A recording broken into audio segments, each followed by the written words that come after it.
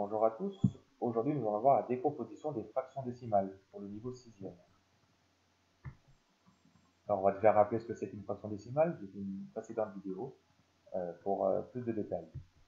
Donc on va aller rapidement, donc une fraction décimale c'est une fraction du dénominateur 10, 100, 1000, etc. Donc voici quelques exemples, on avait par exemple 4 dixièmes ou 7 centièmes, 9 millièmes, 54 dixièmes, 351 dix millièmes ou 83 centièmes. C'était des exemples de fractions décimales. Il en existe beaucoup d'autres. Nous, ce qui va nous intéresser dans cette vidéo, c'est de faire la décomposition. Alors, on va utiliser donc un tableau de numération. Donc, on va rajouter ces fractions décimales à la suite du tableau de numération. Donc, on a la classe des millions, des milliers, des unités. On aurait pu mettre les milliards, mais alors on n'en a pas besoin. Et juste après la classe des unités, on va pouvoir mettre la classe des dixièmes, des centièmes, des millièmes, et ensuite des 10 millièmes. On pourrait aller encore plus loin, mais ça nous suffit pour l'instant. Alors, ce que je vais essayer de faire dans mon tableau, c'est par exemple 54 dixièmes. 54 dixièmes, je vais chercher la classe des dixièmes, donc c'est celle qui est en jaune, et en partant de la droite, je vais écrire 54. Donc je vais commencer dans la classe des dixièmes, donc par le chiffre 4, et ensuite le 5 à côté. Donc je peux dire, en fait, maintenant en regardant dans ce tableau, qu'il y a 5 unités, donc je pourrais écrire que c'est égal à 5 tout court, plus, et ben dans la case des dixièmes, j'en ai 4, donc plus 4 dixièmes. Donc voici la décomposition. On va faire pareil avec un autre exemple. Donc si par exemple, j'ai 3702 centièmes. Donc cette fois, il faut que j'écrive ce 3702 dans la case des centièmes, la case en orange. Donc dans la case des centièmes à partir de la case orange, je vais écrire 3702. Je vais commencer par le chiffre 2, ensuite le 0, le 7 et le 3. Alors après, donc une décomposition possible, c'est que donc il y a 3 dizaines et 7 unités. Mais on peut écrire que c'est directement 37. 37 unités.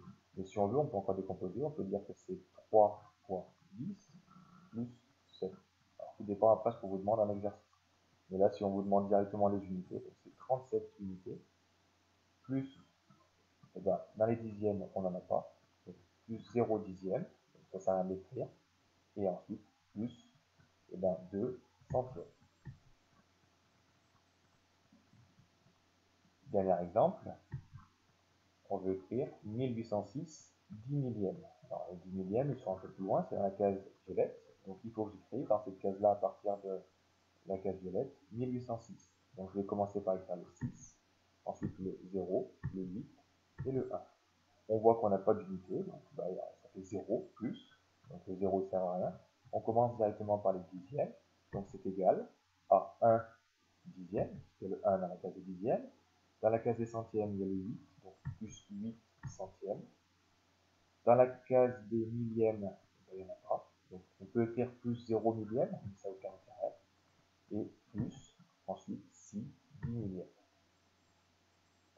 Alors voici la décomposition, mais là maintenant on aimerait le faire dans l'autre sens. On va essayer de voir comment ça marche. C'est pas plus compliqué, mais ça dépend. Des fois en exercice on vous demande de faire dans les deux sens. Donc on va reprendre mon tableau, et cette fois on va écrire donc 2 plus 3 dixièmes, et j'aimerais l'écrire sous forme d'une fraction décimale, tout simple. Et bien on va l'écrire, du coup 2 unités, bon dans la case des unités je vais écrire 2, et dans la plus 3 dixièmes, donc dans la case des dixièmes je vais écrire le 3. Voilà, j'ai écrit mon nombre. Et donc, il faut que je l'écrive en fonction du coup des dixièmes, parce que vu que mon 3 c'est écrit dans la case jaune, donc ça s'arrête au dixième, et bien combien j'ai de dixièmes? Et bien au total, j'en ai 23. Égal à 23 dixièmes. Ensuite, 1 dixième plus 7 millièmes. Bon, ben, 1 dixième, je vais écrire le 1 dans la case des dixièmes, plus 7 millièmes, donc dans la case des millièmes, je vais écrire le 7. Alors ici, attention au piège, entre le 1 et le 7, il n'y a rien. Qu'est-ce que je vais devoir mettre? Il y a combien de centièmes en fait? Ben, il n'y en a pas. On aurait pu écrire 1 dixième plus 0 centième plus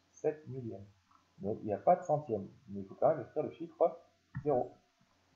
Donc, ce qui nous fait un total de... Donc, on a le nombre complet qui fait 107. Mais 107, c'est des millièmes. Dernier exemple. Alors, 4 plus 7 10 millièmes plus 5 centièmes. Alors, on va faire dans l'ordre. Ça perturbe toujours un petit peu ce genre d'exemple quand ce n'est pas écrit dans l'ordre. Donc, 4 unités.